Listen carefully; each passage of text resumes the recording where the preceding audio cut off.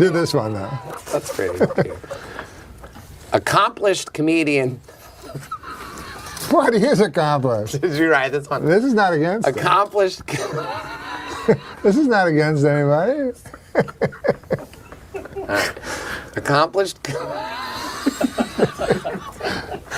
comedian Sinbad has announced he's filing for bankruptcy for the second time. The second time. Oh God, it's so retarded. Sounds like things have gone from Sinbad to sin worse. Okay. But Canada, you know. Canada, but anyways, the guys from America were unbelievable. And it was you, and it was Leno, and Leno, like, was at the peak. Jay Leno. My dad would call him Jay Leno. Leno. Is that the one where Sinbad was on? Oh, yeah. He always wants to tell me stories, me to tell stories about Sinbad. But I love Sinbad.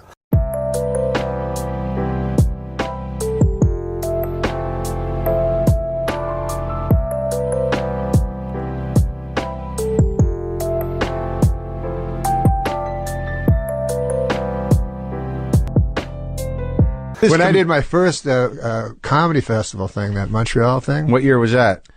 Fuck, I don't know. Like 87? Yeah, I don't know dates. Yeah. But it was around there. And how long had you been doing comedy at that point? 6 months. Oh, really? Yeah, but it was Canada, so we got a home so that was like court thing. In American years, that's 4 years? No, I'm saying because the Montreal Comedy Festival was in Canada, we had a quota to fill. You know, I would never have gotten on it if I was in the States. But so I got my 5 minutes, just wrote. That's the way I used to do comedy. I'd memorize every fucking word. And so I had it all figured out and shit, right? And so then I go there, I meet Sinbad, right? So I didn't know who Sinbad was. And he goes, and he's completely relaxed. I'm all thinking about my some sort of one-piece outfit. He did. His hair matched his shirt. Yeah. And they were both orange. Yeah. So then he said, he was just so relaxed, and he said, hey, let's go. I got to get some socks. So we go to this fucking store, right? When we first go into the store, there's no one there. It's a small store. So there's no one there. The lady's in the back. Yeah. So the lady takes a minute to come out. Yeah. And he's like, where's that lady? You know, there's nobody here, you know? And I'm like, yeah. And so he comes out, he gets his fucking socks. Nothing happens, right? So then that night at the gala, I do my carefully constructed material. Yeah. Sinbad comes out. He goes, what the fuck is going on? And he doesn't swear. He goes, what's going on with these stores with socks? I'm like, holy shit. And then he's like, you go in the store and there's no one there. And then people are agreeing with him. I'm like, what? It didn't make none of it made any sense except that he destroyed and I didn't. That's when I realized that I was missing a whole bunch of stuff, because I guess at first you think you're good and stuff like that. No, you are good, and I think that the fact is, really, if you were to look at it in another way, that if people are able to do an impersonation of you, that means you have a defined style. Whereas, like, I guarantee you there's not a lot of people that can do Sinbad, though you did just do a pretty good one. I was trying to do it as unracist as possible.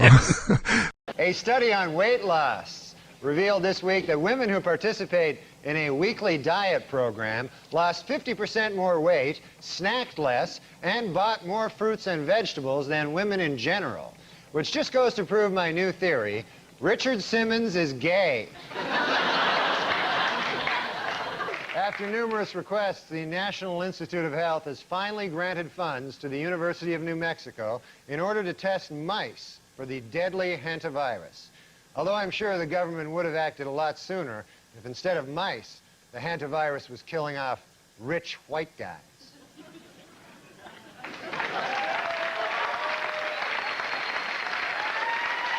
An outbreak of the deadly canine parvovirus has led to the local Humane Society killing many of its dogs. Gee, I wonder if the Humane Society would kill off victims of canine parvo if instead of dogs, they were rich old white guys. Increased hunting will be necessary to control the state's black bear population. Gee, I wonder if hunting would be the answer if instead of overpopulation of black bears, there were an overpopulation of rich old white men. Yeah. According to the EPA, it will cost an estimated $295 million to clean up toxic waste at the former Lockheed Martin military aircraft plant in California. The cause of the toxic waste? You guessed it, Frank Stallone. In Princess Anne, Maryland, state health officials have discovered what caused the mysterious death of 200,000 fish at a Somerset County fish farm. The culprit? You guessed it, Frank Stallone. In economic news, unemployment figures rose slightly for the month of October, with declines in the Dow Jones and NASDAQ. The reason for the sudden downturn? You guessed it, Frank Stallone. Entertainment Weekly's list of the 101 most powerful people in show business is out. At number 1, Fox CEO Robert Murdoch. And at number 2, you guessed it, Frank Stallone. And finally, the number 1 selling doll this Christmas is Tickle Me Elmo. And the least popular selling doll? You guessed it, Tickle Me Frank Stallone. And the British Sunday Times is reporting that Belgian doctors have accidentally cloned a human being. The human being? You guessed it, Frank Stallone.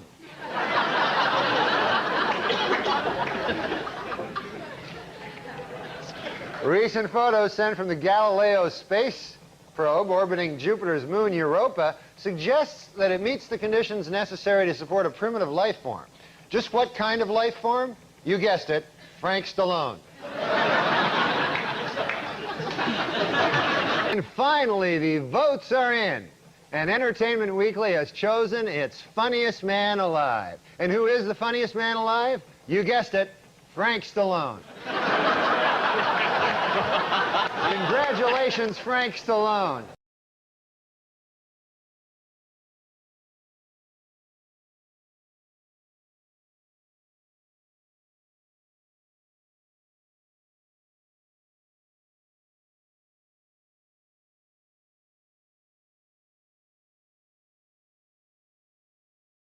Across the Great Plains, harsh weather and hungry boll weevils are the cause of one of the worst cotton harvests in years. Or so the Germans would have us believe. Last Sunday's National Hockey League game between the Buffalo Sabres and the Tampa Bay Lightning was postponed due to record snowfall in Buffalo. Or so the Germans would have us believe.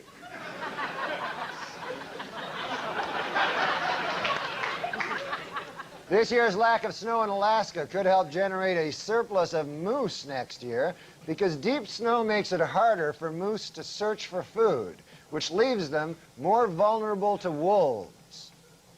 Or so the Germans would have us believe. In Fort Pierce, Florida, many Bell South customers will no longer pay long-distance phone rates for nearby calls, but will instead be charged with a flat rate of 25 cents. Or so the Germans would have us believe.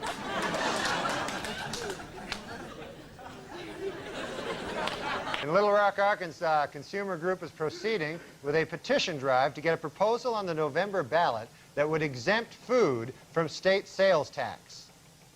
Or so the Germans would have us believe.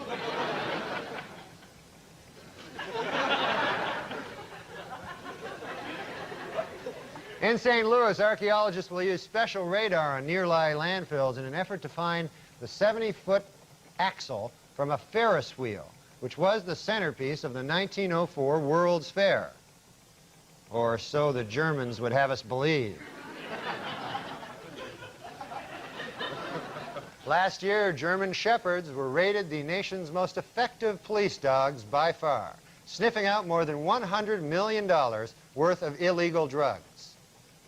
Or so the German Shepherds would have us believe.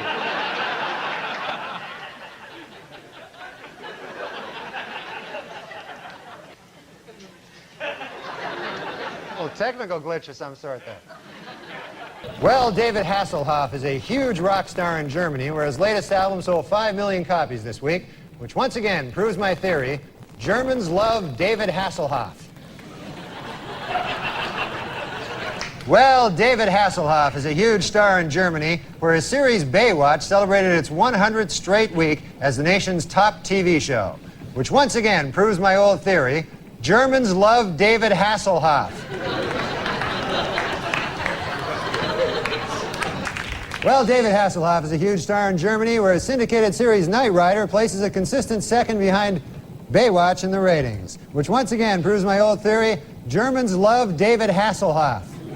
Helmut Kohl was elected to his 4th term as Germany's chancellor this week. Experts say Mr. Kohl's success was guaranteed after he won the backing of singing sensation David Hasselhoff, which once again proves my old theory: Germans love David Hasselhoff.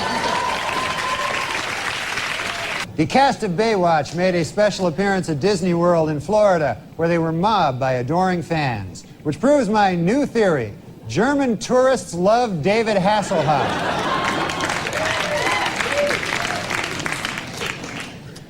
Fergie, the Duchess of York, turned down a guest appearance on the hit show Baywatch. Now, my research has uncovered that Fergie is actually British, not German, which, while not proving, certainly does nothing to disprove my time-tested theory: Germans love David Hasselhoff. Finally, reports out of Germany continue to indicate that David Hasselhoff is a major recording star in that country, where his concerts routinely sell out and his albums turn platinum, which once again proves my old theory: Germans love David Hasselhoff. Germans love me. Which once again proves my theory: Germans love David Hasselhoff.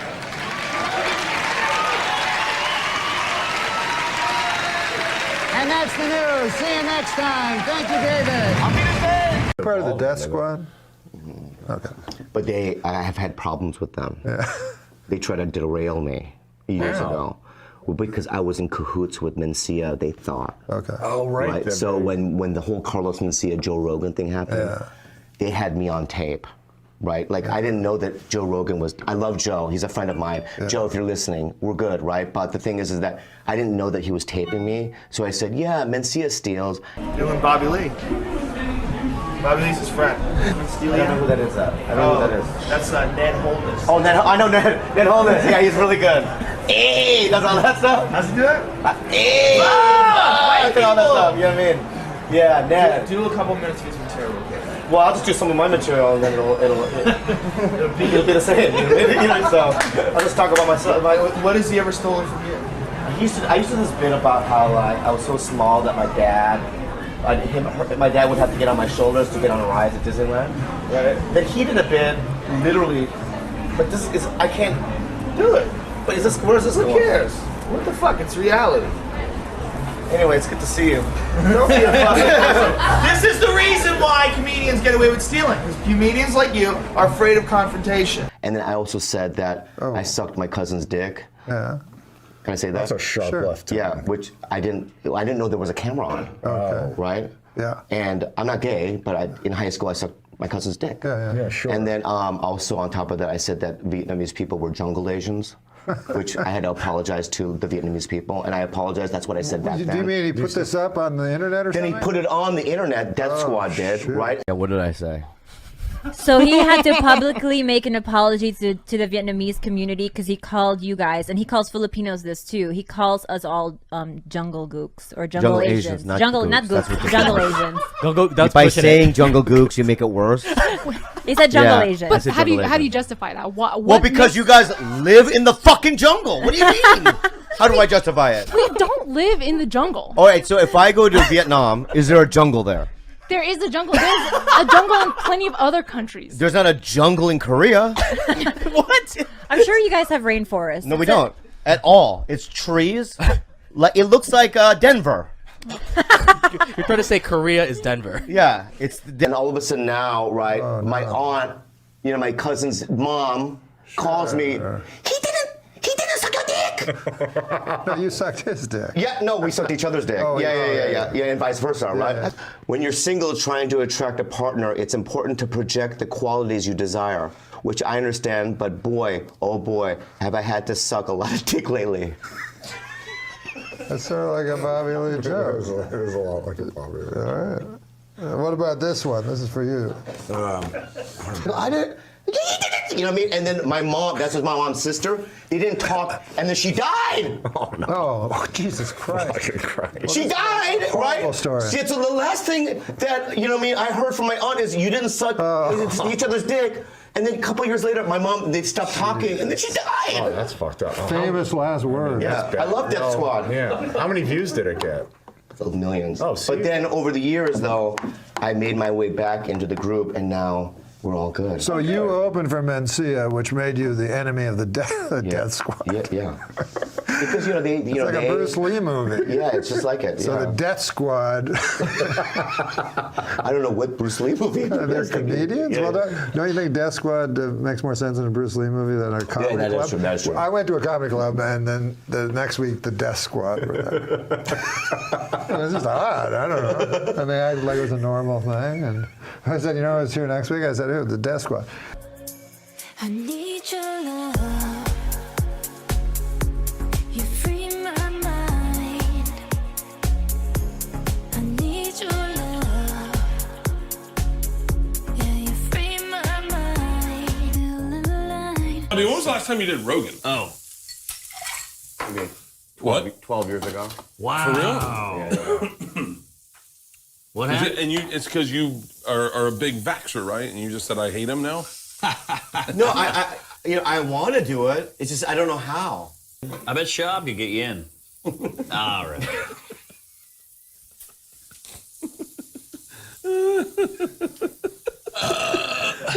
That's a good one. You know Bobby's new movie. No, it's okay. It's about a boy. It's okay. It's okay. All right. It's okay. My phone. But I'll tell you, man, you got, especially when elections are around, you got to have a lot of, and you're a comedian, they expect you to know things nowadays. You know what I mean? It didn't used to be like that. Like during the Vietnam War, they wouldn't go, wonder what Red Skeleton thinks on this. But nowadays, like I've heard, they go, a comedian is the modern day philosopher, you know?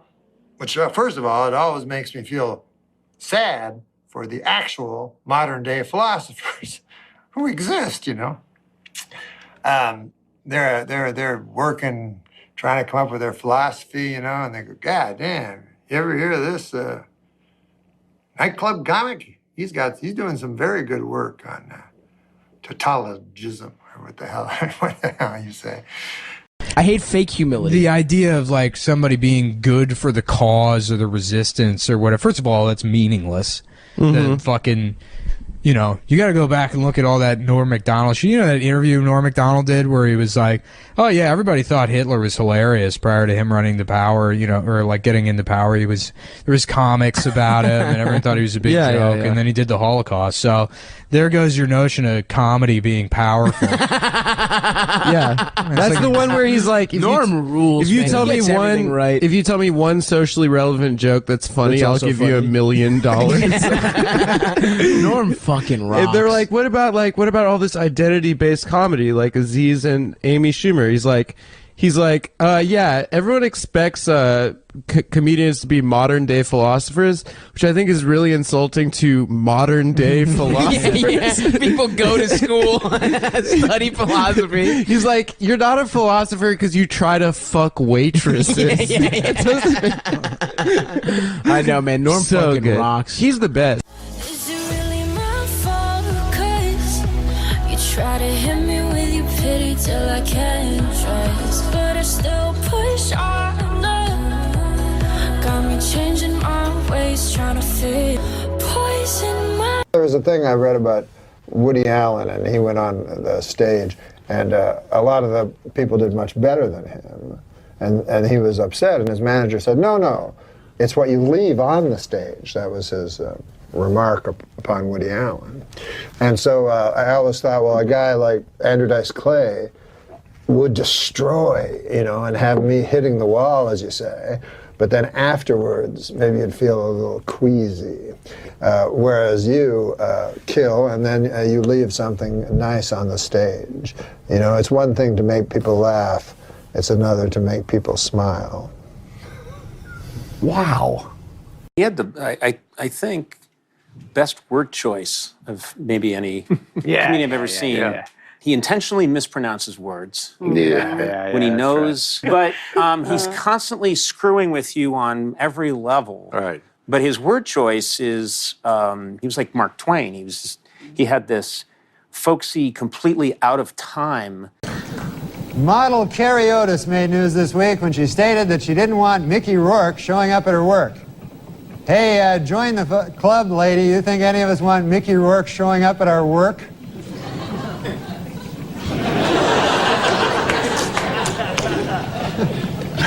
According to a poll taken last week, if the presidential elections were held tomorrow, the guy in the funny mask would win.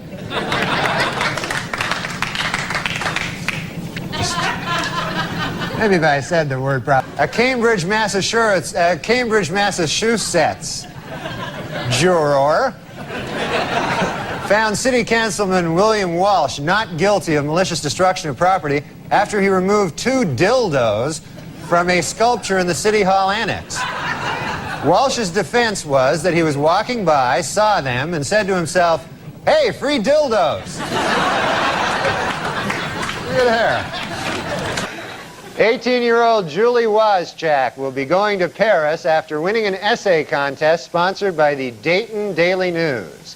She won for her essay, which was entitled, "Why I Want to Go to Paris with Some Old Guy from the Daily Dayton News." Dayton Daily News. Like that would have helped. Okay. Last week, Magic legend, or basketball legend, Magic Johnson. Last week, basketball legend Magic Johnson rejoined the Los Angeles Lakers 4 years after learning he was HIV positive.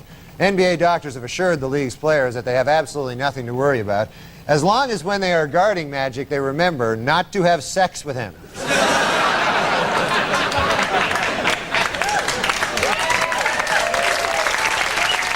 A new development in the O.J. Simpson civil trial this week. According to sworn testimony, Nicole Brown Simpson had told her therapist that she was afraid of getting beaten by O.J. Simpson.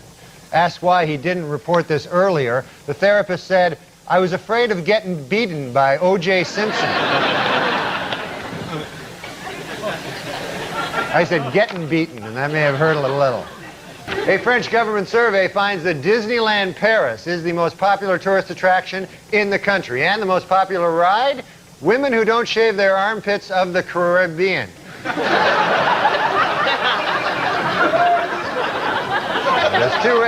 There's two ways to pronounce that, and I got neither. Over the next 2 months, the murder, over the next, what are they?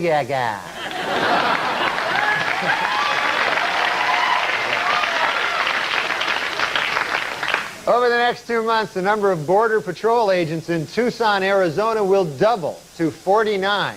Meanwhile, the number of illegal aliens sneaking into the country will hold steady at 100 million billion.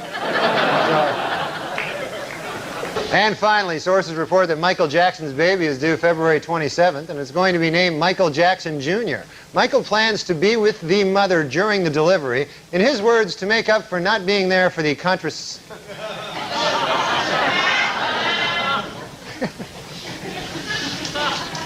Sources report that Michael Jackson's baby is due February 27th.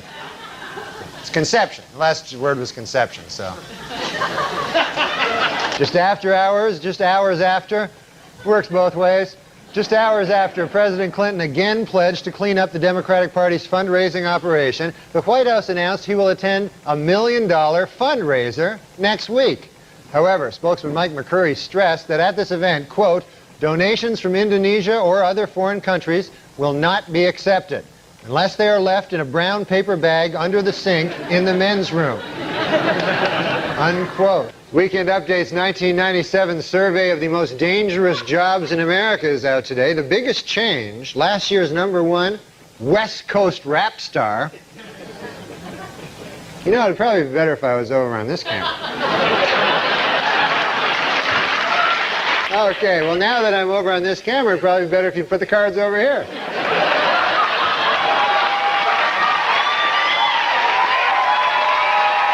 The 1997 Most Dangerous Jobs in America is out. And this year, a little bit of a change. Last year's #1 West Coast rap star has been knocked out of the top spot by the new Most Dangerous Job in America, East Coast rap star. Imagine if it had all gone well. Last week in Kansas City, two people... Oh, drats.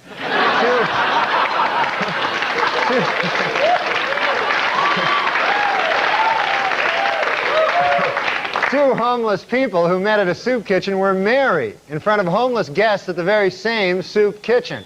For those who want to give the couple a wedding gift, they are registered at Kansas City's District 5 recycling pen. Last weekend in Washington, a new museum dedicated to broadcast jerk. Bah! The fuck was that? Last weekend in Washington, a new museum.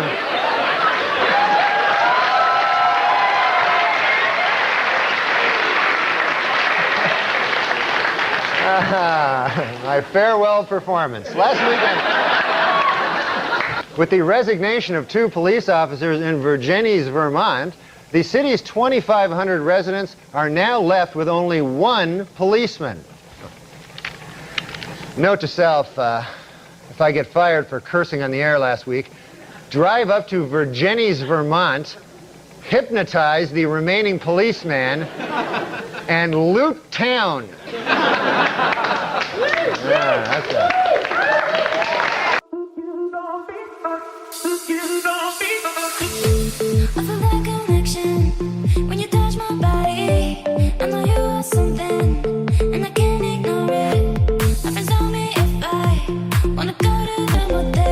Biggest show right now in the planet is Kate and Ashley plus what?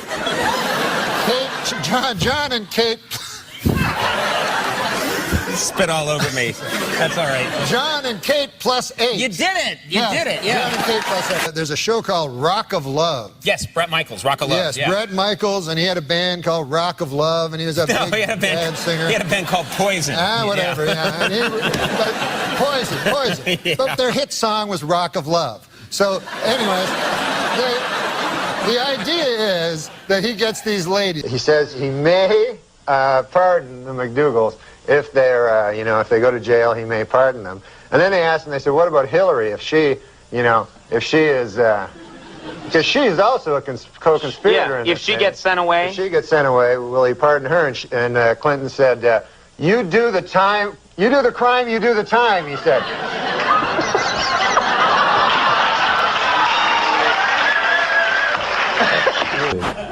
That'd be great. Next time you're on the show, just... On our show, studies show that people don't watch the show, period. Space Jam. You know about this movie? Yeah. Sure, it's Space Jam. Everybody would know it. I know about it. Space Jam is, Michael... #1, $30 million, and I saw the movie, it's pretty good. Michael Jackson's actually a very good actor, Yeah. He's no Shaquille O'Neal, but he's a good, I don't know, this isn't going well. Michael Jordan. What did I say? Michael Jackson. Oh, that's why.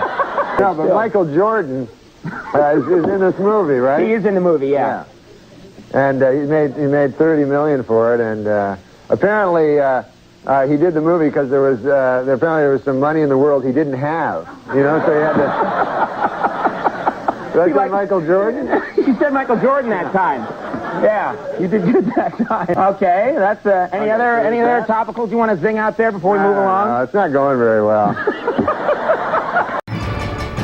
Weekend Update with Norm Macdonald.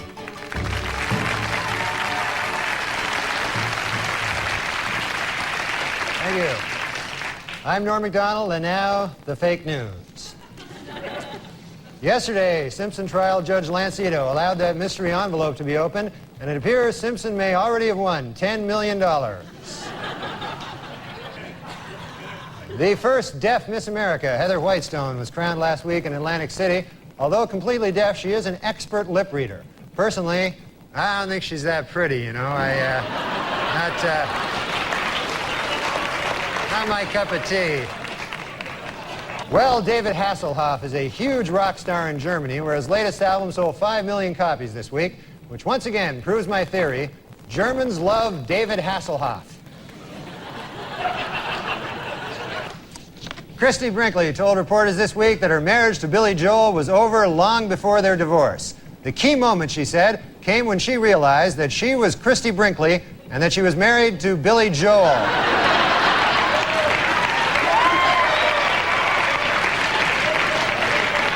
And in a related story, this week marked the 5,000th performance of the Broadway musical Cats. It also marked the 5,000th time a guy turned to his wife and said, "What the hell is this?"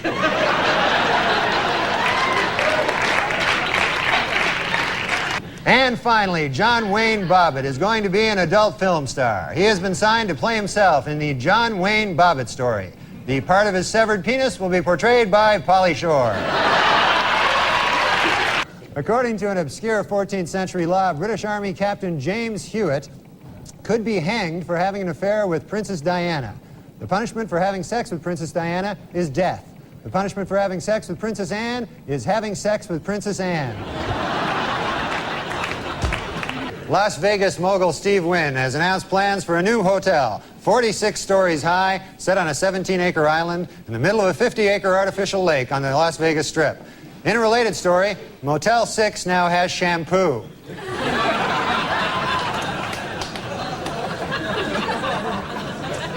Well, a beef-flavored water for dog hit stores this week, and dogs are eagerly anticipating the arrival next month of the newest water flavor, other dogs' asses.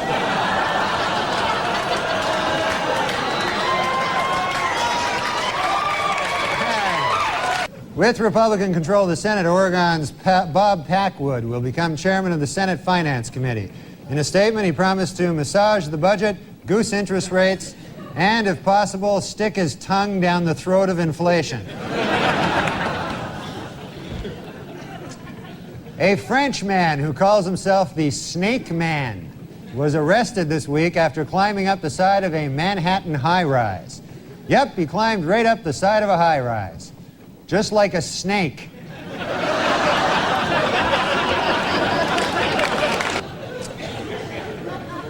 Dr. James Watts, a neurosurgeon who performed the first frontal lobotomy, died this week in Washington. If you recall, a lobotomy involves drilling holes in the skull and then inserting and rotating a knife to destroy brain cells. What a genius. He'll be missed.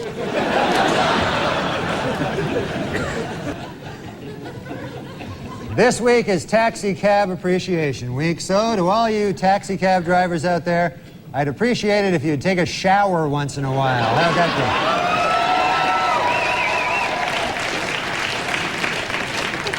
be? A new hangover-free vodka is on the market.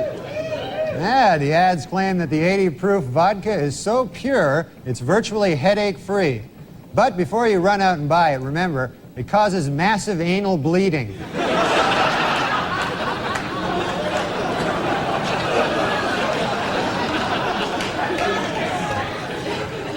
Former First Lady Nancy Reagan reports that her husband has been relaxing at their ranch, riding horses and chopping wood. Sadly, eyewitnesses report that he was actually riding wood and chopping horses.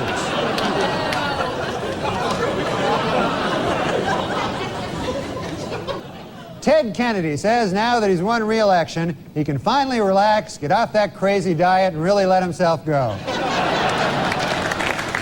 Yeah, Ricky Lake, you know, she really is an animal lover, though. She has 3 cats, 2 dogs, and a big ass that follows her around everywhere.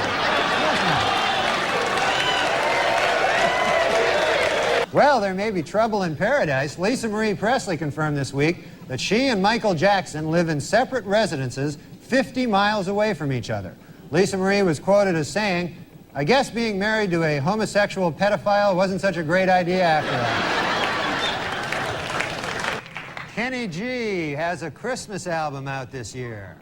Hey, happy birthday, Jesus. Hope you like crap.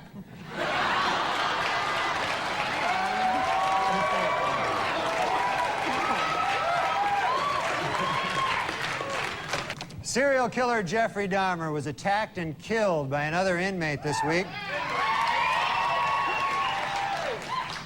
Just before the fight, Dahmer threatened, "Hey, don't mess with me, pal. I used to eat guys like you for breakfast."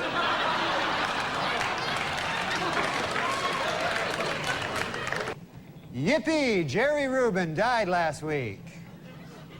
Oh, I'm sorry. That should read, Yippee! Jerry Rubin died last week. Sorry about that. I'm sorry.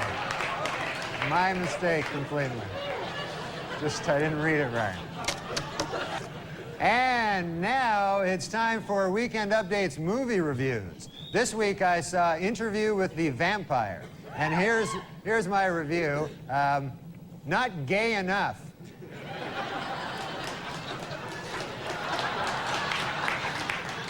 A Brooklyn man crossing an expressway on Monday was hit by at least 10 cars. According to police, the man's body was spread over a 2-block area. Police also reported that various organs were flattened on the road and that his spine had been ripped out of his torso. The man is currently resting in stable condition at St. Mary's Hospital. Well, a study this week reports seafood is good for you unless it's fried. Yet another groundbreaking story from the pages of the medical journal, Duh.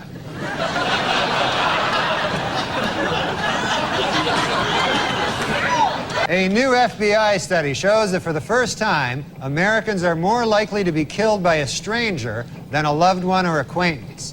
Their advice? Introduce yourself to as many people as possible. A sheepdog carrying $250,000 worth of cocaine in its stomach was found at JFK Airport earlier this week. A customs agent got suspicious when he saw 2 airline employees taking turns sniffing the dog's ass.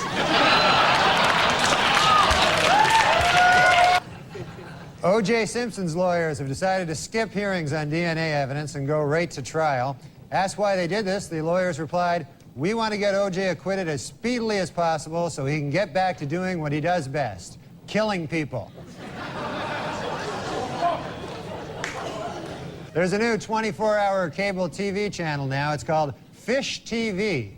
The channel shows a giant aquarium of fish 24 hours a day, except from 2 a.m. to 3 a.m. when it shows the Byron Allen Show. In a survey this week, men said they preferred penis size to height.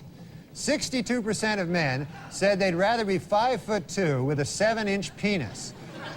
36% said they'd rather be 6'3" with a 3-inch penis. And the remaining 2% said they'd rather be 1'4" with a 300-inch penis.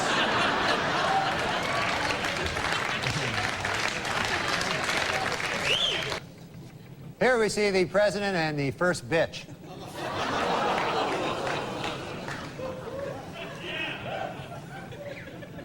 Hey, slow down, you bitch. Let me catch up.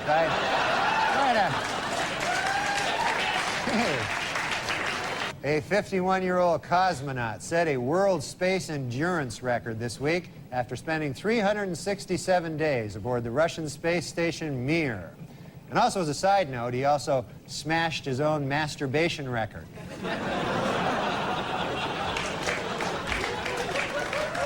In Walnut Creek, California, anyone who turns in his gun can get free therapy. And anyone who doesn't turn in his gun can get free anything.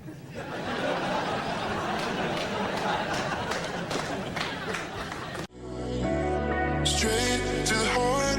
I went a long time acting like I wasn't broken apart by you.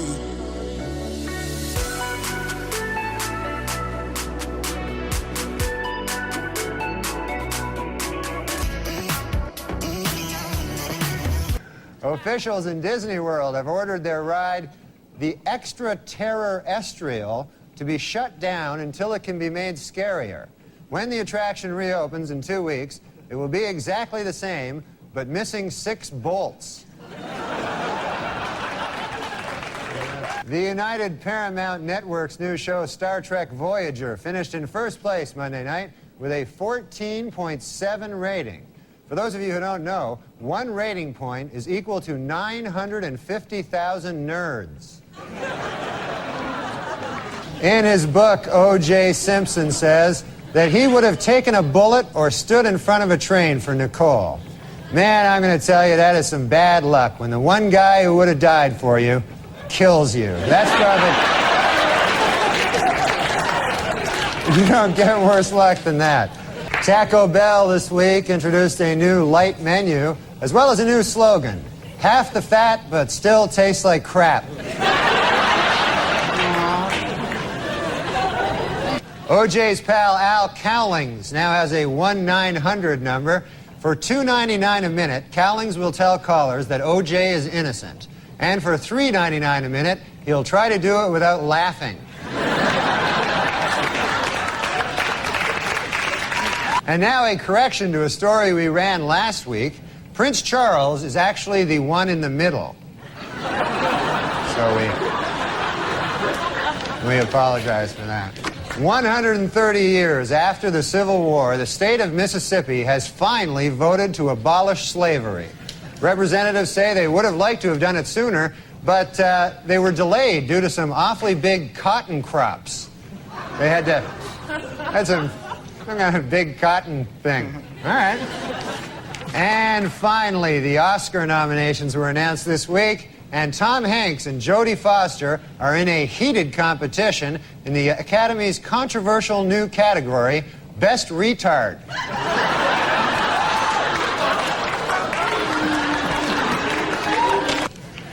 Well, there's good news this week from strife-torn Ireland, where a historic peace agreement has just been signed.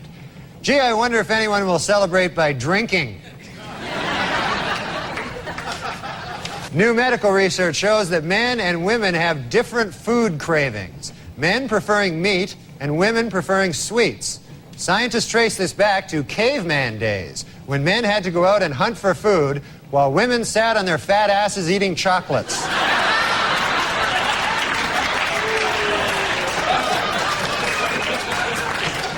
Washington Power twosome Mary Madeline and James Carville are expecting their first baby in July. No one knows if the baby will be a Democrat or a Republican, but doctors are sure of one thing. It will be weird looking.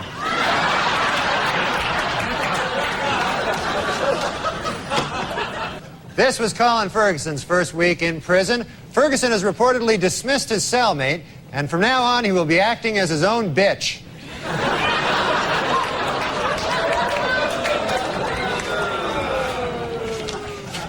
The richest girl in the world, billionaire Athena Onassis, celebrated her 10th birthday this week. What's it like to be the richest girl in the world? Well, to give you some idea, at the party, they had 2 cakes.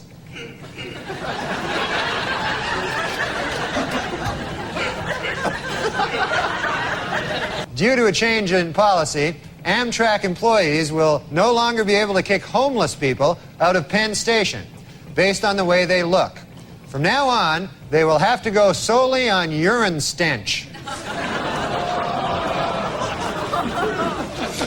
Some teenagers are snorting or injecting Ritalin, a drug prescribed to treat attention deficit disorder in children.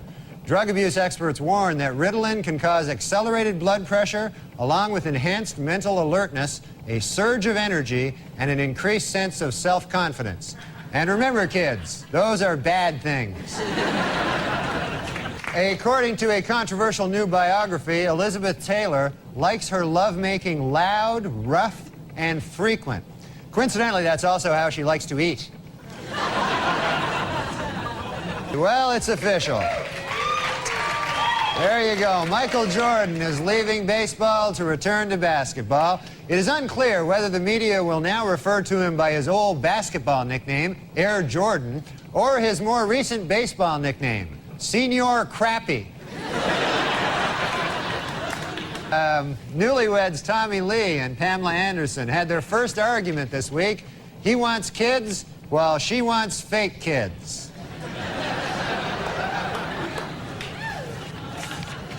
A new study says that people who quit smoking have healthier lungs. Yet another groundbreaking story from the pages of the medical journal, Duh.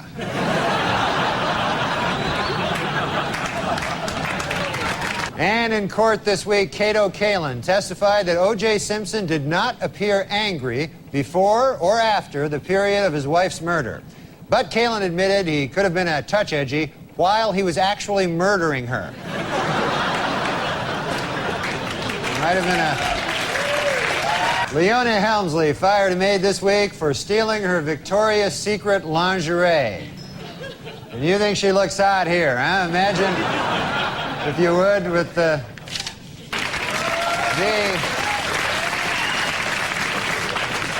Hertz rental car company announced this week that it will buy 520,000 vehicles, increasing its worldwide fleet 24%. In addition, they will try to find a new spokesman who won't kill his ex-wife.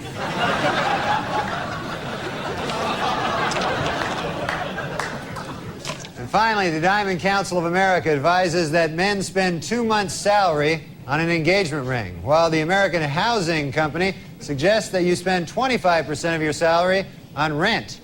Interestingly, the U.S. Crack Association recommends that you spend all your salary on crack. In medical news this week, scientists report there may soon be a vaccine for drug addicts, which completely eliminates the craving for cocaine. They caution, however, that the vaccine is extremely dangerous, highly addictive, and costs $10,000 a gram. This week at the O.J. Simpson trial, the infamous bloody glove was finally introduced into evidence, and O.J. didn't help his case any by blurting out, "There it is, I've been looking all over for that thing."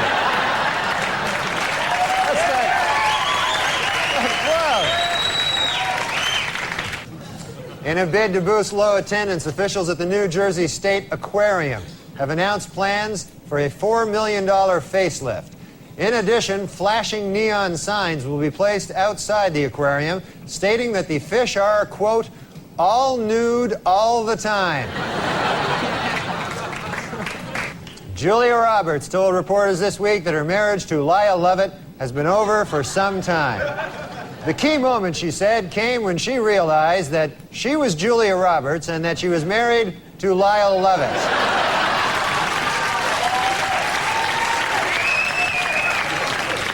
Last week, Duchess of York Sarah Ferguson visited the Big Apple and showed off her 14-pound weight loss. Hopefully, this will not interfere with her official duties of sitting on her fat ass all day long. Well, singer Willie Nelson, who was arrested recently in Texas for marijuana possession, saw the charges against him drop this week. A judge ruled the arrest had been illegal because police didn't have probable cause to search his car for pot. How about the fact he's Willie Nelson? Well, the magazine POV came out this week with a list of the best and worst jobs to have in the next century. Their 3 best were, in this order, multimedia software designer, management consultant, and interactive advertising executive. While their worst, for the 3rd year in a row, crack whore.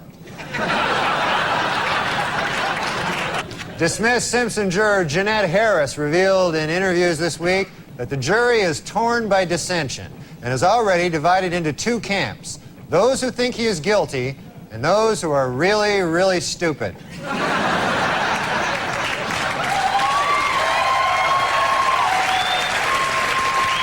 A Cambridge, Massachusetts juror found City Councilman William Walsh not guilty of malicious destruction of property after he removed 2 dildos from a sculpture in the City Hall annex. Walsh's defense was that he was walking by, saw them, and said to himself, "Hey, free dildos." Look at there. Well, Premiere Magazine's list of the 100 most powerful people in Hollywood hit the newsstands this month. In an odd bit of ranking, Demi Moore was ranked number 28, while her breasts were ranked 20 and 21. So, at a press conference this week, Washington Mayor Marion Barry said he wants private businesses to provide 5,000 summer jobs for a district youth program. He also wants some crack.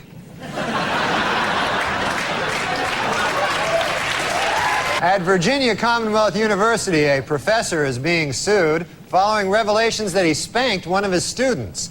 It was the student's parents who first became suspicious when they asked, "What kind of marks are you getting?"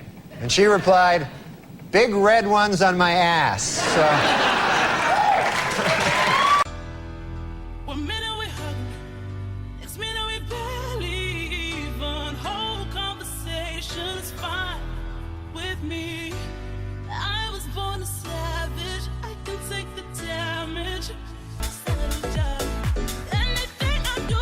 For the 5th year in a row, People magazine has named John F. Kennedy Jr. one of its 50 most beautiful people. Meanwhile,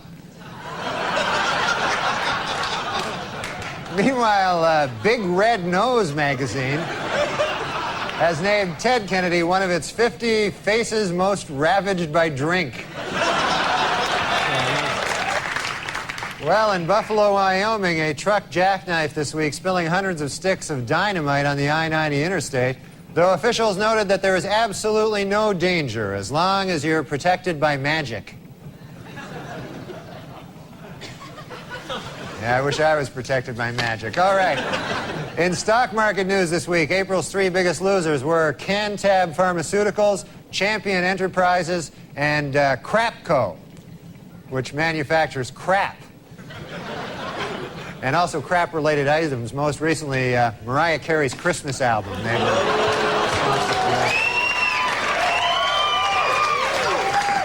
Due to expected cutbacks in funding for PBS's The Frugal Gourmet, has announced that he'll be changing his name to The Cheap Bastard.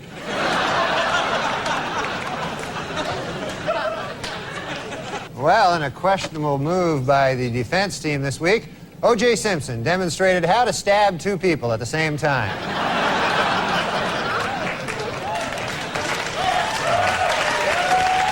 Well, Gary Busey left the hospital this week after overdosing on cocaine last Friday. Doctors say Busey is okay and he should be back in the hospital in no time. Last Friday in Washington, D.C., the city's elementary school students pledged to stay drug-free as a gift to their moms on Mother's Day. Meanwhile, D.C. Mayor Marion Barry got his mom a great big box of chocolates. The Walt Disney Company has announced plans to build a $300 million hotel and entertainment complex in New York's Times Square. Construction begins next spring on their first attraction, Crack Horrors of the Caribbean.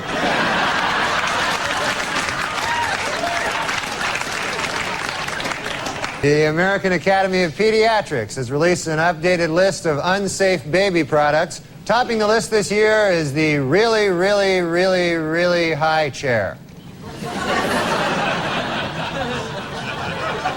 The Nicolas Cage stuff is very similar, where it's just nobody can really do what he does. I also love Nicolas Cage. Yeah. You said you could do Nicolas Cage. I cannot do Nicolas. I've heard that I heard my voice sometimes sounds like him, and I've been told I look like him sometimes, but no. That's how I got started. Was people with that one? People said that when I was little, they thought I was his son. I mean, I don't think they thought that. You do look like Nicolas Cage. They said, a lot, they are you his son? Way more, yeah. That's your Nicolas Cage. I don't have a Nicolas Cage. I think you do. No, I don't have a Nicolas Cage. You told me that a Nicolas Cage that made Simon Helberg sound like shit.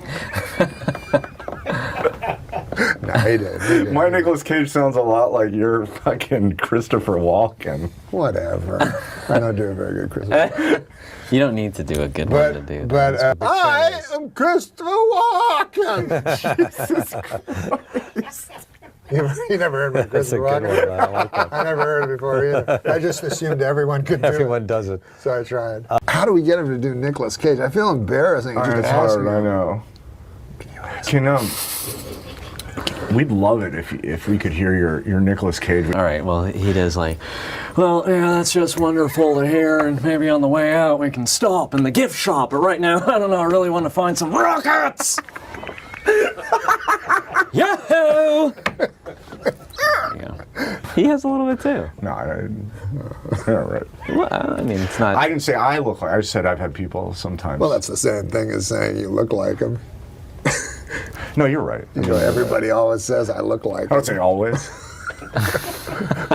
Whatever. You watched a lot of Nicolas Cage, right? I did watch a lot. He's seen every Nicolas Cage movie. Well, no, up until like probably about 15 years ago. Well, they started getting real. Like I'm not gonna do it anymore. I can't. He was great. He's either the greatest actor in the world or the worst actor in the world. Leaving Las Vegas. Yeah, that was a great one. That was like when it then it was like the divide came, I think, when he did The Rock, and you were sort of like, okay, this I'll accept this Michael Bay, like I'll accept this because maybe you're self-aware, but then he did Con Air, and he had that mullet and a southern accent, and it just like all went downhill. No, you nailed it. That's exactly when. Started buying islands. He spent all his money on stuff. I like islands. Islands? I think plural. Wow. How much I heard he already bought his gravesite or something, and I thought it was like a pyramid. It's like, I don't know if that's...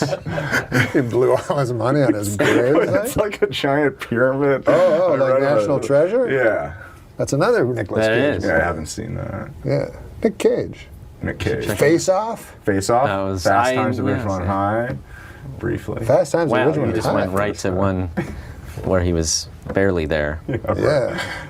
No, Raising Arizona. I don't think anything tops that for me.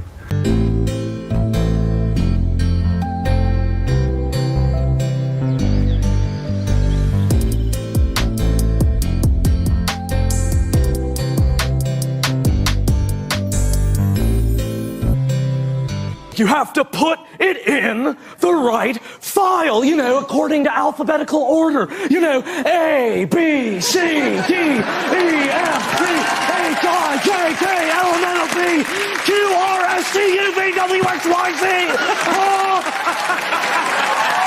Z. Tom Brady could have made probably the same amount of money as a male prostitute. Trust me, I'm good at math. Tom Brady was listed ahead of his wife Gisele Bündchen in Forbes' recent list of the 100 most powerful celebrities. But last year, Tom was behind his wife. When asked to comment, Brady said, "Hey, we switch positions all the time, if you know what I'm saying." And then he high-fived the reporter. What was the... think about that unconscious, subconscious thing, because I remember my buddy one time, he's in psychology, he went to college, this guy. And I love milk, right? So we were eating a meal one time. And, so I take a drink of milk, and my friend goes, "You know why you're drinking that milk, right, Norm?" And I say to him, "It's not because I like milk, I know that." Because I know this guy, So he goes, "No, it's not." He goes, "The reason you're drinking that milk is because you miss sucking on your mother's breast." I'm like, ah. Now you guys don't know my mother. But she's wonderful. She's a saint. You know how people, say their mothers are saints? My mother is actually a saint. So, I mean, she hasn't performed 2 miracles, right? I guess she's not actually a saint, but she's much more saint-like than your fucking mother. That's what I'm saying. But there was a generation, like my mother's 85, there was a generation of women that you all know. Maybe it was your mother, maybe it was your grandmother. But they lived at a time, and I support you, me too, you too. More than anything, because, for the young girls, it's going to be fantastic. But no one like my mother will ever exist again. And it's just this generation of women that were so, selfless. And, my mother would be, the type of woman, at dinner time, everyone's eating, and she's in the kitchen. And everybody have a second, are you sure? And then, oh, but the turnips. And wanted to make sure everybody got, and then she would, whatever was left, she would make a little plate for herself, And that's what my mother was like. Still is like. She lives right beside me. Her eyes shine love. I've never heard her say a phrase that had any irony flecked in, She just, and so happy, Like she'll come back to the grocery store, she'll go, "Norm, the funniest thing happened at the store." I say, "What happened, Mom?" She says, "There was a woman buying pineapple. It was $1.69 last week, and this week it was $1.19. I'm like, "That's not a story, you old bag. What the fuck?" A story has to have, I don't say that, but I would trade places with my mother in a second, because All she knows is love. You know how to love people. That's hard, man. That's hard. Anyways, I forgot why you brought that up. Oh, I remember. I don't want to suck her tits.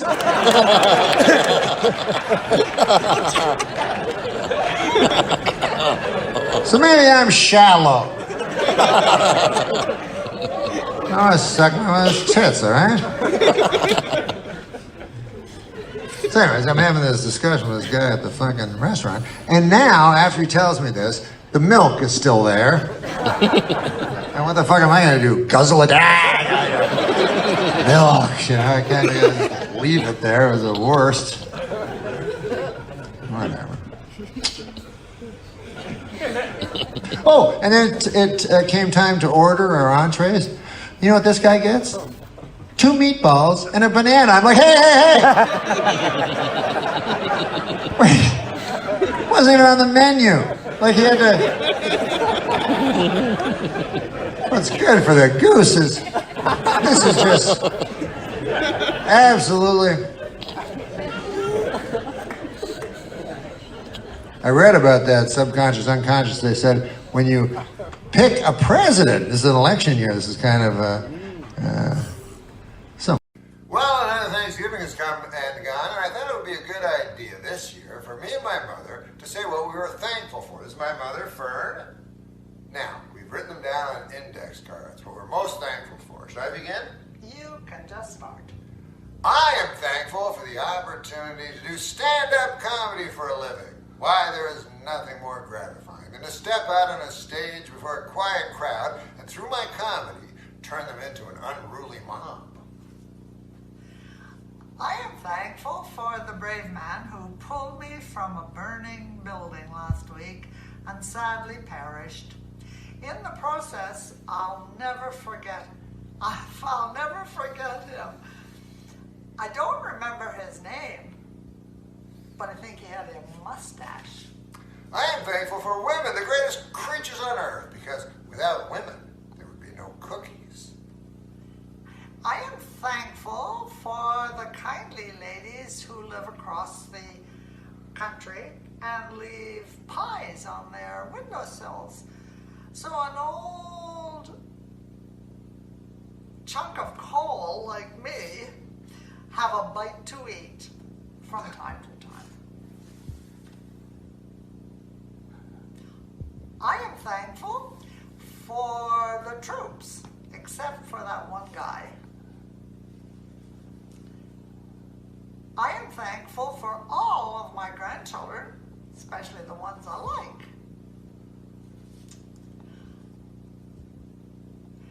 I am thankful for the fine young men and women of the LAPD, along with the Burbank Police Department, who joined forces this year and finally solved the baffling murder of Bob Hope.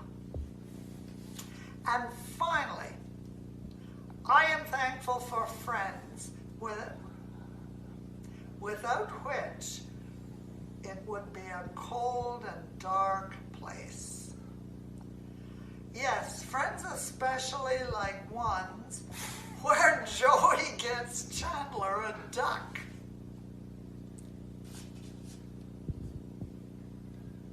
The end.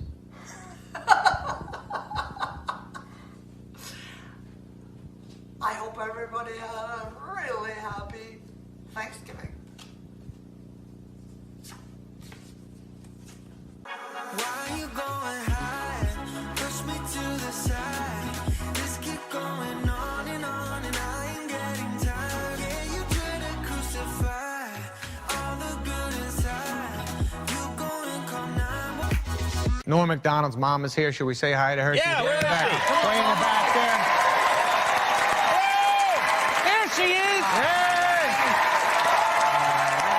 Hey, Norm got her last row. That's right. All right. And I just want to point out, she's been at every taping of my show for 23 years. She always sits right in the back, so she can get out and we get her the best seat, beat the traffic. That's right. Norm Macdonald's mom! There she is right there. She tried to leave. What are the best things in your life right now? The best thing is my son. I would like to say to Eugene Levy that there's no reason to be ashamed of your son. My son only this morning punched me in the chest really hard. How was your summer? What'd you do? Anything good? It was great. It was a lot of fun. I have a little boy, you know. How old's your son? He's 6 years old. Oh, that's great. I want to say 6. And he's a lot of fun. I do things with him, you know. We play and stuff. What do you do? What kind of things? I took him to Disney World. Well, there you go. Down in Florida. You ever go there? I've never been there, no. Well, you don't have, you're barren. Not barren, but you That's have right, no I'm children. barren. That's right, I'm barren. I'm infertile. Only That's ladies. right. I can't possibly have children. What's your son's name, Timmy? Little Dylan. Dylan. Yeah, Dylan. yeah. Dylan. Not little. Name for Bob Dylan? Yeah, I named him for Bob Dylan, and I thought, hey, man, nobody's going to be named Dylan. That's a cool name, because when I was a kid, I always read Dylan... Thomas? Dylan Thomas, a Child's Christmas in Wales. Yeah. And so I said, hey, nobody will have that name. And then everybody has that name, because they had that kid on 90210. This is too long, right? I'm so glad you're back, Norm. We haven't seen you in quite a while. I missed you, man. Yeah, glad to see you. How have you been, and what have you been doing? Oh, man, nothing compared to you. Congratulations on young Harry. Oh, thank you very much. Yeah, he's a good appreciate boy, that. I Nice fella, understand. yeah. You have a son also? I have a son, yeah, a little older. He's, I want to say... he's 10 or 15. Yeah. The point is this.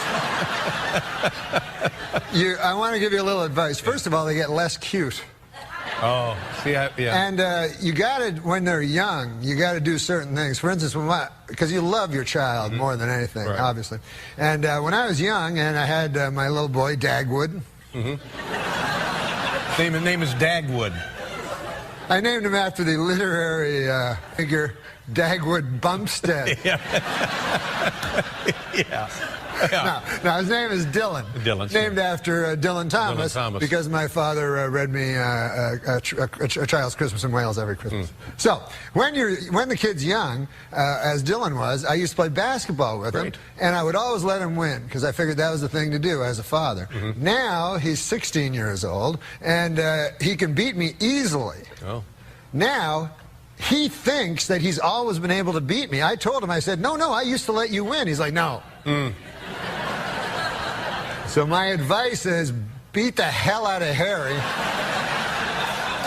While I can. While you can. Yeah. Not sure that I can even now. Now, Norm, I remember years ago you told me that you were there for the birth of your son, and I always remember this. And you said that was the most exciting thing you had ever participated in. Do you remember that? Yes. Yes. And then what happened? I took crystal meth.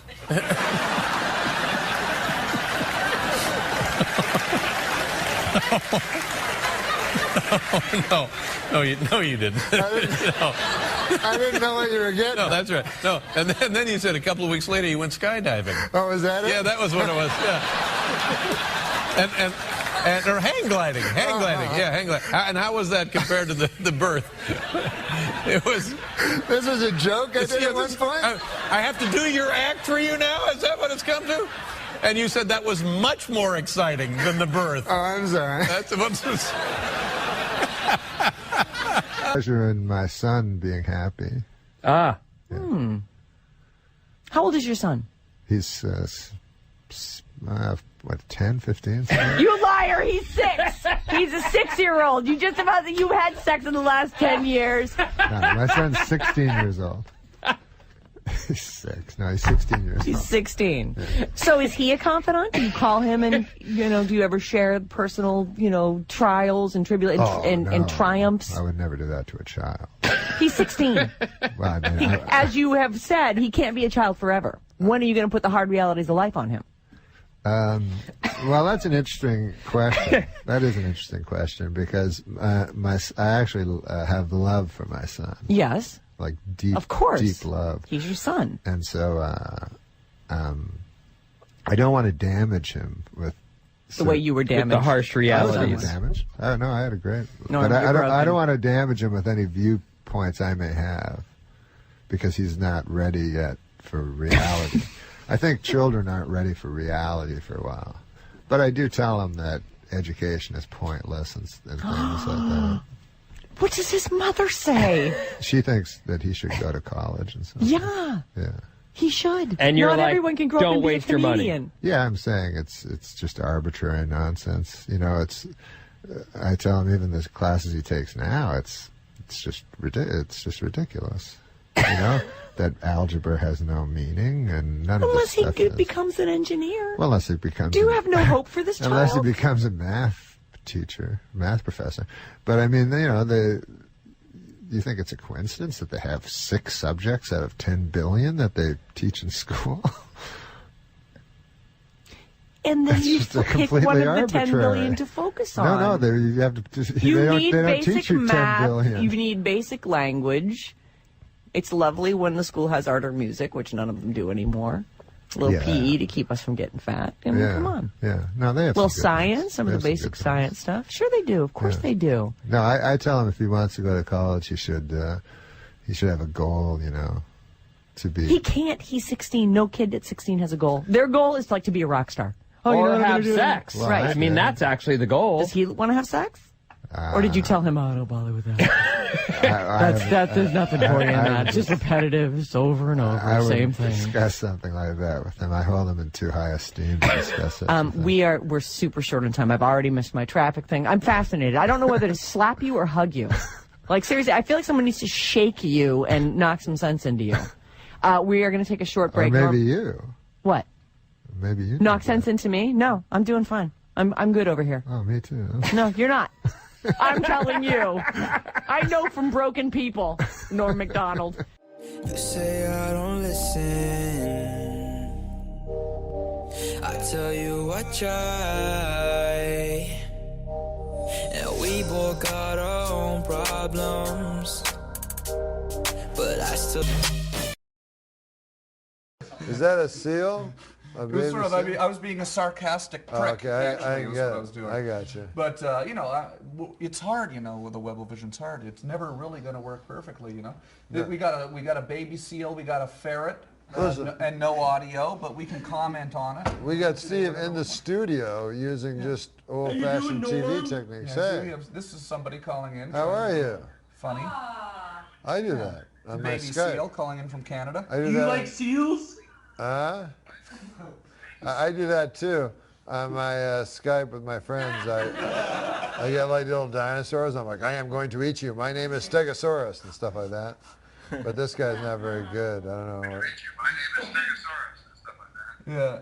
And there's a big delay. Yeah, some sort of delay. Well, let's not take a call for a minute. Let's just talk, man. Yeah, let's just talk. It's just not fucking Let's just working. 3 guys from Canada that were, you know, where were we 20 years ago? I don't know. Here, I think. What? I wasn't here. You were here? Yeah, I think so. Oh. Well, I was. How long have you been in Los Angeles for? I guess 14 years. 14 years. years. I was here for a little bit before I went to New York. But. Have the hills always been on fire every year as much as they are right now? Can we get a shot of that, by the way? We actually have a shot that we're literally right across the street from the burning hills of Los Angeles. Can we get a shot of that? Yeah. Your twins were born here. Norm? Your twins. Yes, your twins. Your twins were born here. Your twins are here right now. Well, I don't have a camera, so I can't. Okay. Okay, wait. Well, we'll get a shot of the fire in a minute. Your 2 sons are here tonight. This is a very. This is great. I wasn't sure if they wanted to be on the show or not. Those are your 2 sons are here tonight. This is a real fun. I'm glad you guys finally made it up here too. This is great. Yeah, you guys got to come up here more often. Should. Absolutely. Yeah, this is good. Now, Norm, yeah, are you going to bring your twins up more often? Oh, here now? Yeah, they can come out if they want. Yeah. You mean do a sketch or something? Well, no, I was just saying in the future. Sure. But if they No, want they to can come do on it right now. Yeah, sure. Do they want to come Steve, on? if we get up and give them the links. You guys don't have to leave, though. You guys No, can no, leave. we'll be here. We'll be in the audience. Okay. They're going to do a sketch? Off the camera, and I don't know what this is. Oh, yeah. Okay, here we go. Ladies and gentlemen, we are live on the internet right now. We're I should hold the box. Trading seats here. Norm's twins are Dylan and Dylan. Dylan, yes. Yeah. Creative with the naming. How you doing, Dylan? Good. How are you? How are you? Wait, is that gonna work? I don't know. I don't know what this is. That's good. There we go. You're Dylan and Dylan. Dylan and Dylan. Yeah. You're both named Dylan. Yeah. Both named Dylan. Okay, good. Oh, well, thank you. Well, this is great. Yeah. So, both named Dylan, really? Yeah. Very good. Oh, that's good. And again, you've never been up to the show before? No. Yeah. First time. We got to see Conan and this tonight. This is a lot of fun. Double header. Yeah. And you guys have been to my hometown of Ottawa. You have? I have. Yeah. Yeah. It's because we're from Ottawa. You know, your father and I grew up maybe only 10 blocks away from each other in Gloucester. Gloucester. He grew up on Jasper, and I grew up on Monson. Those were your streets? If you look on your Google Earth, Jasper and Monson and Beacon Hill are not too far away from each other. Did you have a lot of play dates? No, because we didn't know each other when we were kids. We didn't know each other when we were kids. But then when I was about 15 years old, I started going down to the Yuck Yucks, and Dad was on coming through Yuck Yucks all the time on stage, and I was a huge fan. And now we're here hanging out. This is a nice little connection here, right? This is, you know? What? Yeah. Yeah. Your sons are here. We all grew up in the same neighborhood, and this is. Where should I go? You guys come sit. You sit right here in the middle, Dylan. You sit right in the middle, and Norm, you sit down right here. Yeah. Just like this. Why do I have this big giant mic? Okay. Yeah. And look what we have. We have a caller here. Over here. I don't want. We have a caller. We have Cody on the air as well. Oh, Cody looks interesting. There's a chair for you if you want there too. Oh, you sit on that. Really? That's pretty good. Where'd Steve go? He doesn't want to. He gave up? I don't have any kids here. Cody, do you have a question for Norm and his sons? No, but Andy's a fantastic guy. I'm curious about something. And when I say, I used to make jokes at 12:30 about him being gay, that's absolutely ridiculous. But when we were starting out, I will tell you one story about Andy. This is what happened. I'm scared. I was working at Art's the deli coffee shop. Deli and coffee shop, bussing tables. So Andy comes up to me and he goes, "Hey man, I got a way to make some money." I said, "What is your way?" He goes, "I'm going to become a male prostitute." Now I said, "Andy, you're not gay. It doesn't make any sense." He goes, "But a guy has to make a dollar." So I said, "All right, do what you want." So he comes to me the next day and he says, "Hey, I'm buying breakfast." I says, "Why is that?" He says, "I made $450.05 last night." Wow. I said, "What on earth?" He goes, "Yeah, did some tricks there, they call it."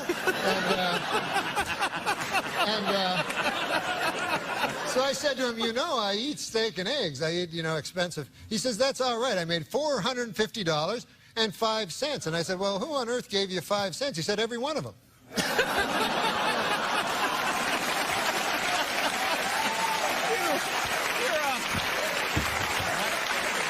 Good God, you're a horse's ass. I was concerned. That's simple arithmetic. That's 9,001 dudes.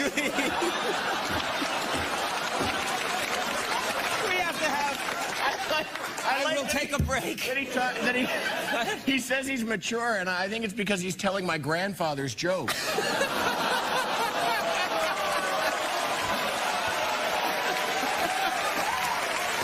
Stop it, both of you. Whoa. We're going to take a break right now. For some reason that escapes me, there'll be more with Norm Macdonald in just a moment. Know that in this day, nobody's gonna change. You won't ever leave. On my mind again, I'm still not tired of it. Can make you want me. And I might act okay, say things will stay the same. Say I'm all I need. For motivation, you still don't understand what our children are up against. Let me read you something that was posted on our message boards from someone who claims to be a member of a known pedophile network. It said this: he doesn't forgive. He does not forget. His group has over 9,000 penises. It's over 9,000! Over 9,000! Vegeta! Over 9,000! Can I tell you, this is this reminds me a little bit of Mike Douglas.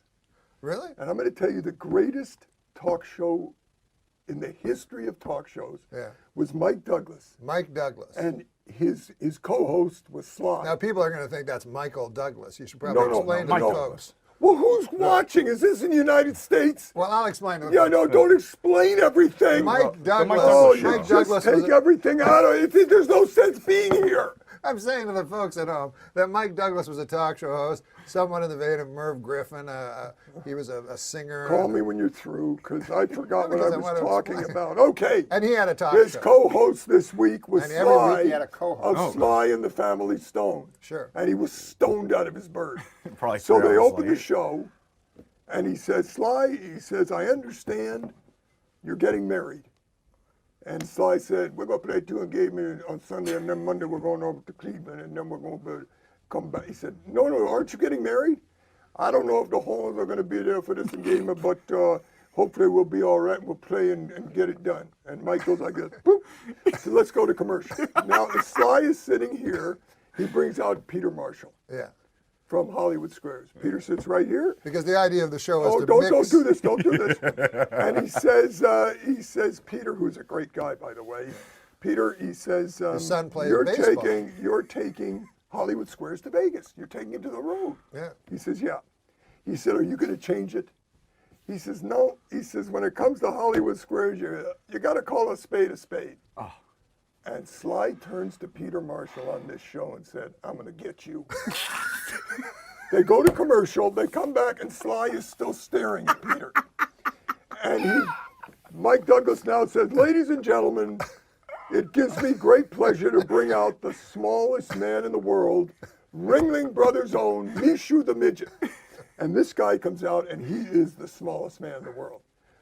Mike picks him up, puts him in the thing, his shoes are like this, that's what you see. And so what you see on camera now is Sly still staring at Peter. Yeah. And him talking to Mishu. And he says, Mishu, how old were you when you joined the circus? And Mishu said, Brot. He said, what? Bridget. No, when did you first join? He said, Grad. He said, do you speak English? He said, Brit. He said, oh my God, let's go to commercial. They come back, they bring out his interpreter who is wall-eyed. And that's what you had for the last part of the show. Sly staring at Peter and a wall-eyed interpreter with a midget who didn't speak English. That's going way smoother than this show.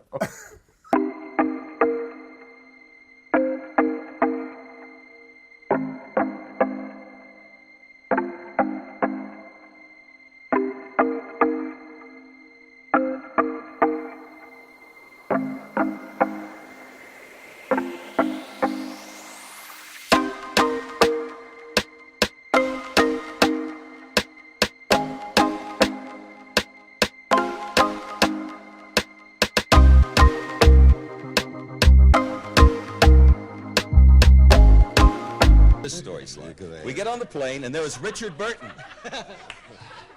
You know, this is worse. Hey, Sly, will you... Hey, wait. Excuse me. Will you look at me once in a while?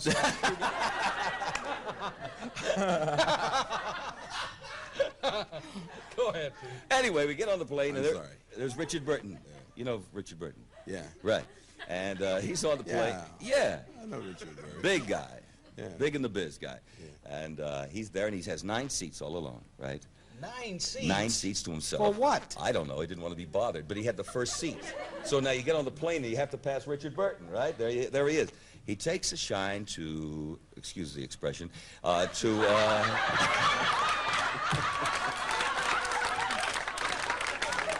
terrible. I apologize. That's tacky. That's really tacky. I apologize. No, but he takes a liking. How about that? A liking to Karen Valentine. Oh, yes, he was... I'm going to get you, bro. You know that, don't you? You want me to go back there now? Oh, let me stay there. I thought it was going to say Blade. No, You know what show I would like to see you host, Norm? And this is the God's truth. I would like to see you host Catch a Predator. I see that as being a good medium for you. What's your thoughts on the To Catch a Predator show?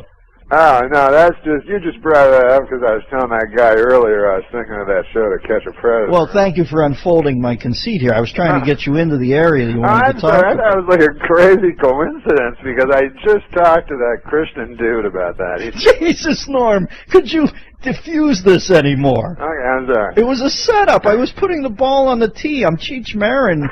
You're nice.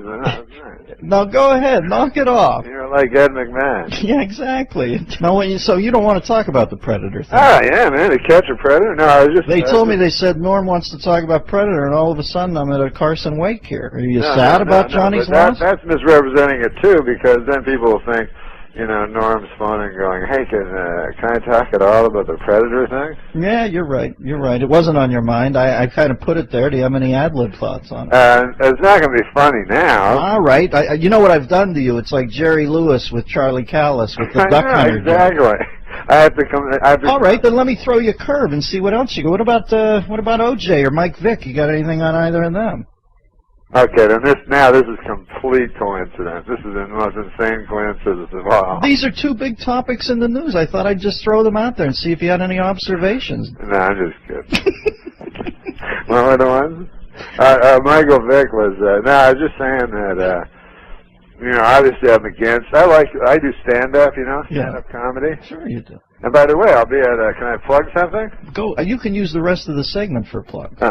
Because I'm not doing any stand-up. But anyway, when I go to the club, I went to the club and I thought of the idea about that Michael Vick.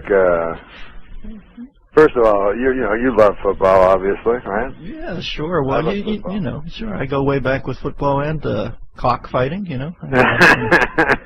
Exactly. So you'll say that, you know, Michael Vick was the most exciting player in football. He could change a team by himself. Yes. You know. Well, that's a solid observation. That's what's so sad, you know what I mean? Mm-hmm.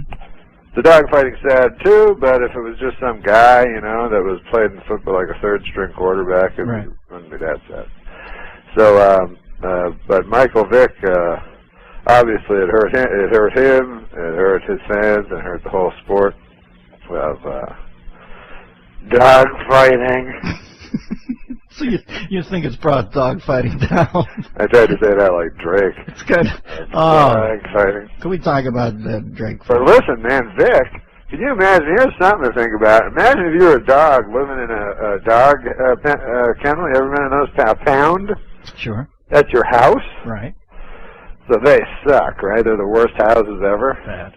So the dog will go anywhere, you know, and dogs love everyone, so they're just sitting in their horrible place, and, you know, the guy, an old bald guy comes in and wants to bring you home, and you're all happy. Normally you're not, right? Yeah, sure.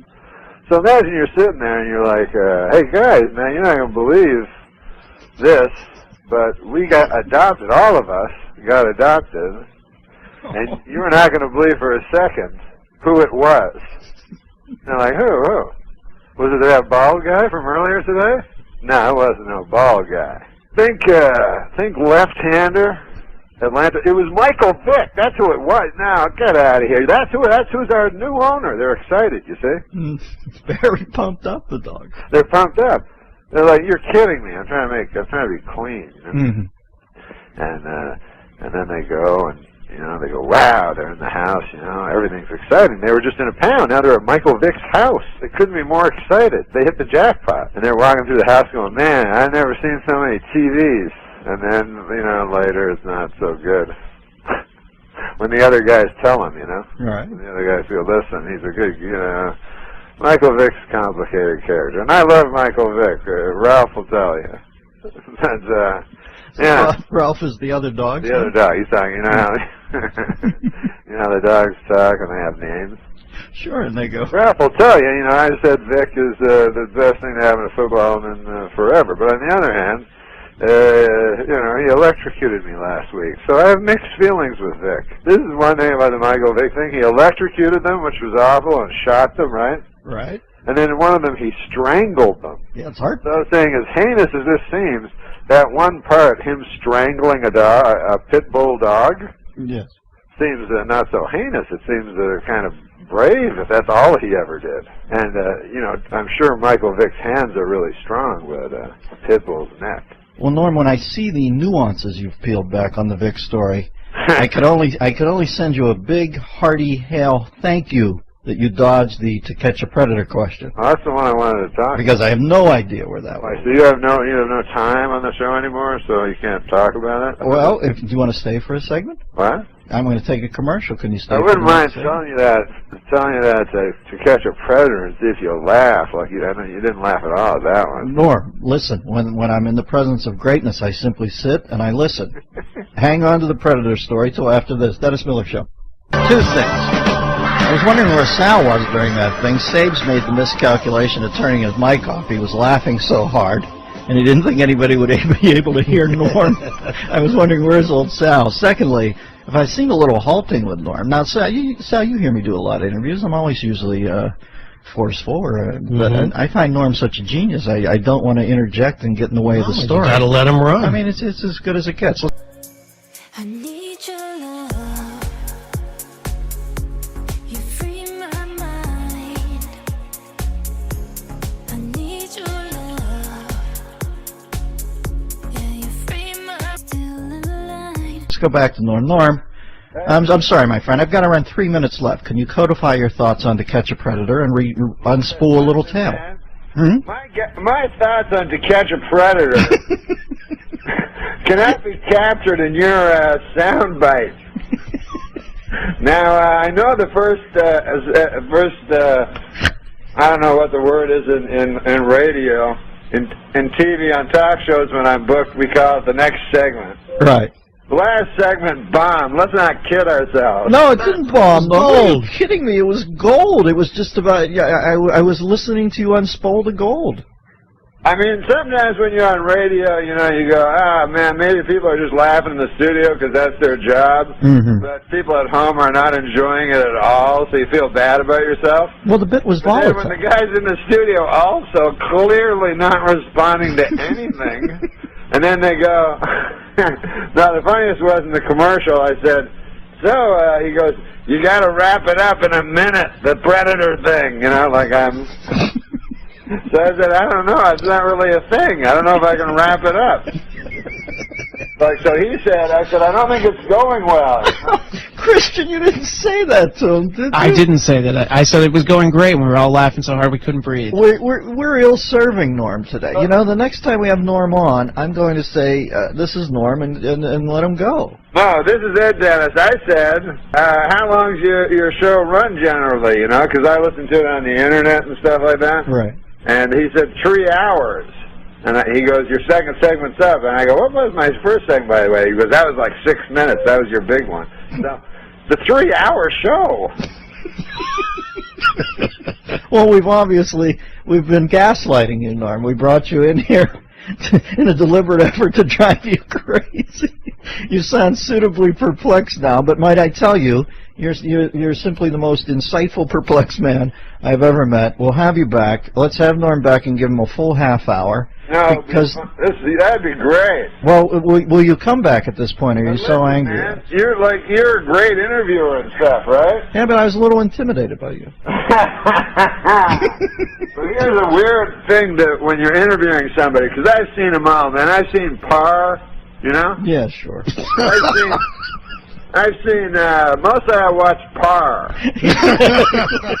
But I've seen them all, you know? Sure, you go way back. And rarely, Merv Griffin, one of the greatest ever, you know? He's just fast. You know, who was a greater interviewer than that dude? Nobody.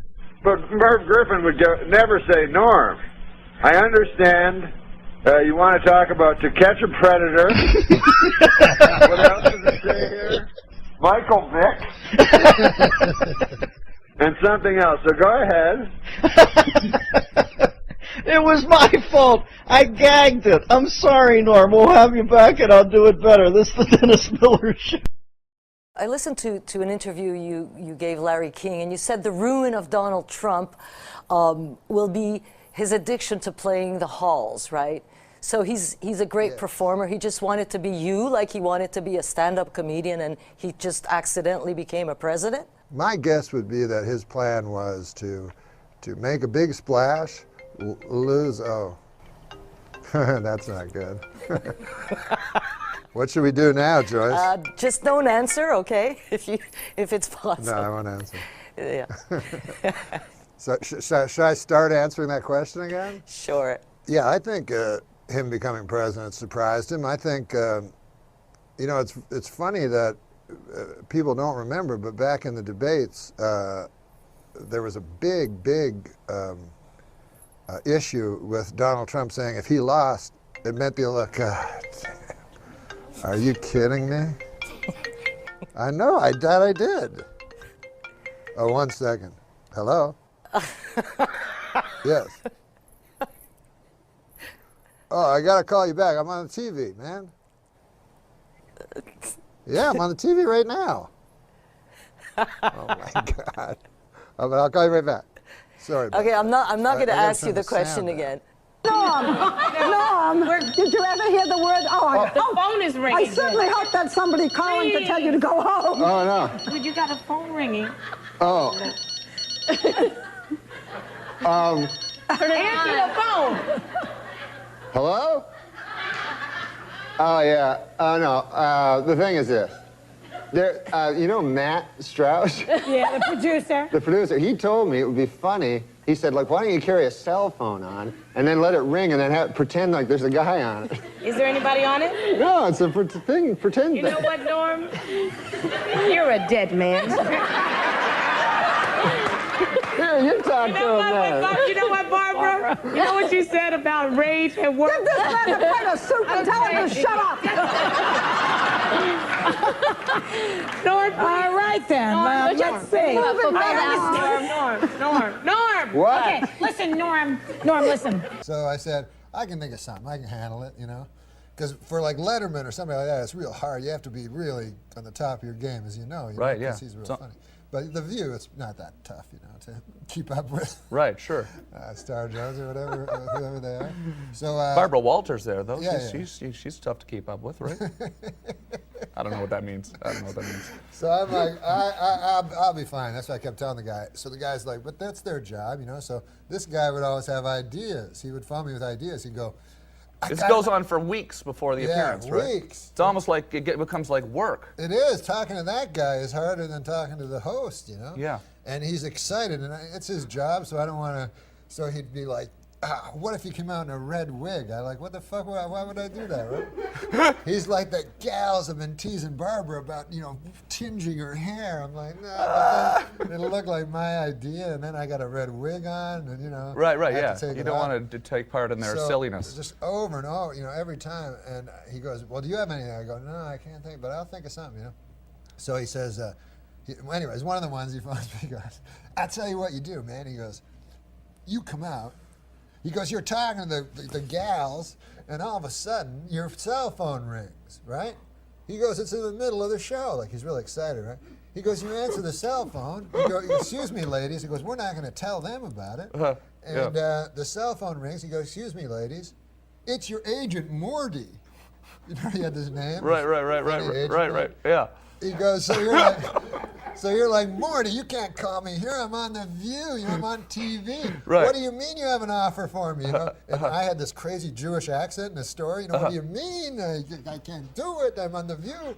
So I'm like, yeah. I didn't want to, you know, you don't want to hurt people's feelings, you know. So I'm like, no, that one's, yeah, it sounds pretty good, but maybe I'll think of something else, you know. Right. He was so excited. Yeah. So anyways. This is getting to be a long story. No, it's fine. You know, we can actually stay on the air as long as we want. Oh, really? Yeah. So I get that. So anyways, I'm really late, right? Because I had a big hand at this poker game. Right. So you show up right before you gotta go on the air. Show up. You know, so I'm going. I go. I got the story about Bill Cosby. I'll do that. I know how to do that story. I did it before on Letterman, and it'll be fine. So I go in. And I tell the guy, listen, man, I do this story about Letterman. So I walk out, you know. Now, unbeknownst to me, as I was walking out, this guy had muttered something. I hadn't slept for like 3 days, and it's just the phone call, you know. So I go, oh, yeah. You know. I didn't know what he was talking about, but he had slipped like a cell phone. He put a cell phone in my pocket. Oh. So anyways, I got out there, and then... He'd slipped a cell phone in your pocket. Yeah, thinking I was in for this okay. gag, right? And it's all set to but ring. I forgot. You forgot about it. I forgot about it. Okay. and all hell breaks loose. Now, so I obviously. go out to the, so I go to the View, and those 4 bags are sitting there. You know? Oh, come on. So, no, ladies, Yeah. women, you know. Yeah. It's not politically correct to say bag. No. But Was you know, you Rosie got wasn't Michael there. Richards is saying the N-word. I Yeah. can't say the B word. No, you can say that absolutely. I want to talk later about now they have the F word for fag, which is really strange. Yeah. But The guy from Grey's Anatomy got in trouble for yeah, saying the N guy, the N-word guy. the F word. No, but he was an N-word guy, wasn't he? I can't remember. That was the irony. Everybody's. No, he was African American. Everybody's going nuts out He there. was African American. Yeah. Said the F word. He said It'd be the F funny word. if you were an African American. You know, if you were a racist, you would not say African American. Maybe you'd say the A word. What's the A word? The African American. Oh yeah, yeah. But so I go on the yeah. View. Yeah. So this is what had happened to me a month previously. This was whenever the first election was, the Bush. Right. Bush against Gore. Al Gore. Yeah. The first time, right? I know nothing about politics, you know. And so. But This what is happened- right after the election? This is before the election. Okay. Before the first election. So what happened was I got a call from this guy, Ben Stein. You know that guy? Sure, yeah. So he said, how'd you like to meet George Bush? He's running for president, you know? So I go, holy fuck, that would be cool, you know? Meet a guy running for president. Maybe later he'll become president, and I'll be his buddy, because this is how naive I was, because I knew him like 2 months before he became president. Right. So in Hollywood, you know, obviously very liberal, right? So so Gore showed up, and it was like Barbara Streisand and every giant star in Hollywood, right? So when Bush plane came down, literally it was me and Ben Stein. We were the celebrities. Right. So it was really lame. And then when George Bush came out with his wife, he said to her, "See, I told you he'd come," about me. Right. They were expecting maybe it would just be Ben Stein. They were really happy that 2 celebrities showed up. Right, sure. You know, and real peripheral celebrities. So, but it was cool because everyone hates George Bush and stuff, so I got to go on his airplane and talk to him. I talked to the guy for an hour. And Got to stuff. hang out with him. Well, yeah. So it was really cool. You know, I don't know anything about politics, but it's cool to meet the guy that's going to might be the president. You know? Yeah. So, anyways, What did you talk to Bush about on his plane? I talked to him about, well, I don't know shit about politics, but he didn't know much either. He hadn't really been elected yet. No, he hadn't been elected and everything, and I told him some jokes, and he sometimes he'd go like, "There's mics" or something like that. Yeah. It's not a very interesting story. Right. That's cool. But see, it's a many. This layered, guy's been just sitting here listening to the whole story. That's why we I said haven't it's a even long introduced story. ourselves to him yet. What's your name? My name's David. Where are you? I'm just outside Montreal. Montreal. Algonquin. Okay, hold on a second. Okay, so you're about to walk out. Yeah, so I go on The View, right? Yeah. And I'm supposed to I said, I'll talk about the Bill Cosby story, you know? So anyways, the lady from The View goes, take a look at this picture. And show a picture of me standing beside presidential nominee George Bush. And then they're like, You're on The "What?" View now. Yeah, I'm on The View. And they're like, what's going on here? That's what the lady says to me, one of the ladies, right? Like it was a fucking Which picture was it? Star of, Jones, Meredith Vieira? Who's the fat black one? Well, Star Jones left the show, though. She's There was not a on there fat African American. Star lady. Jones, I think. Yeah. That was the she lady. lost a lot of weight later, too. Yeah, apparently. yeah. It was big. There was a big brouhaha over there. Was there? Yeah, but yeah. So she asked you that. So she's like, "What's going on here?" Right? And it's just a picture of me with a guy running for the president. But the way they said it, it was like that picture of Kurt Waldheim with Hitler in the fucking woods, right? I'm like, I don't know. Like, what's wrong with this, right? So just to be crazy, kind of like, and just because they kind of got under my skin, I don't know nothing about politics or nothing. I said, well, it's better than that guy that's in there now. That guy murdered a guy, Bill Clinton, right? Right. And then they're like, what? And I go, they go, what? So I go, he murdered a guy. Remember, some guy killed him because I remember somebody died. Right, sure, yeah. Someone who had committed suicide. Yeah, absolutely, yeah. And I heard a crazy conspiracy thing that they killed him. So you just start, yeah. I'm like, don't you remember that? You know, but I'm acting like everybody knows it. I'm just acting like a retard. And then Barbara Walter goes, you're walking a pretty thin line, mister. And I'm like, I thought it was a matter of public record. Barbara, you're a newswoman. Back me up, you know. It kept going on, and it was like, fucking, you know. And I remember she kept going like, "You're one piece of work, mister." Like getting really. Really, like, really taking you seriously. Yeah. Not remembering that you know the jokes on Weekend Update were. So I just did it to be like stupid, and then so there's just like. You know, the audience like confused, you know, and the ladies are all angry. All of a sudden, I hear like coming out of the thing like cling, ding, like it's a fucking fire alarm or something. What the fuck is that? And then I remember it's my phone, you know, my cell phone, this joke. Oh, yeah. The producer backstage saw that everything was going to hell and decided to fix it, you know. So like I go, I go, Marty, man, this is a bad time to call because all the ladies hate me now and stuff like that, you know. And Barbara Walters goes, what the hell are you doing? Like she's just...